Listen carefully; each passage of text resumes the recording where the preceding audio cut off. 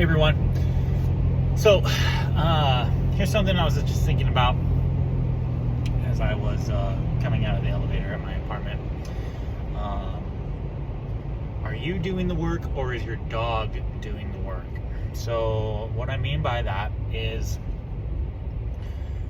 your dog thinking, right? Are you doing the heavy lifting with your dog? I think this is a really important concept, and it's often missed, right? So, like, take for example, getting your dog out of the crate. Are you doing the work, or is your dog doing the work? So, when exiting the crate, are you, is your dog waiting because you are blocking their doorway? They're trying to come out, but our body's in the way, so like their state of mind is very much in an exit mode frame of mind, and then they just can't come out because we're literally like blocking them, or we're like physically holding them back in some way. In that moment, your dog is not doing the work, but you're doing everything, and your dog is staying in the same state of mind that they are in, right? They're not getting into a much more like follower state of mind, like them doing the work, right? So them doing the work would be looking something like you have the door open and they're waiting even though the door is open, and you are away from the door, a foot away. It doesn't have to be anything crazy like 6 feet away. I mean, that's just icing on the cake, but can you be a foot away from the door and your dog is waiting? Maybe even they're giving you some eye contact, being like, hey, can I please come out, right? That's your dog doing the work, and that's where the state of mind shift occurs, and that's a very important concept, because otherwise, your dog isn't learning anything. They just keep doing the same thing over and over and over, while you're, exerting all of the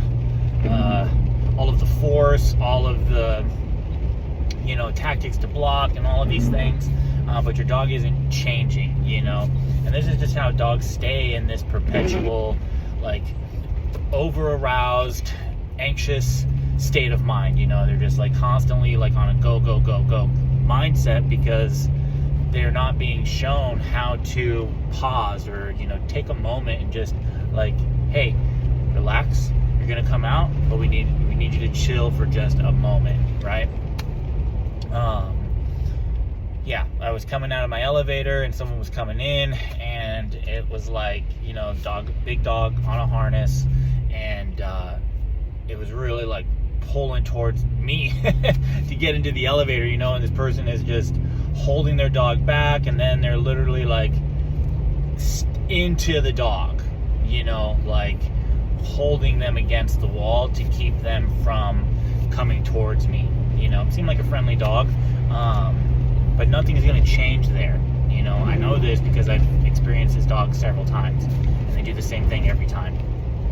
Because I think it's because she's doing the work and the dog isn't doing the work. So that would be my question to you all is, maybe take a look at your dog and see where, you're doing the work and they're not. And then flip that script so that they start thinking more and using their brain.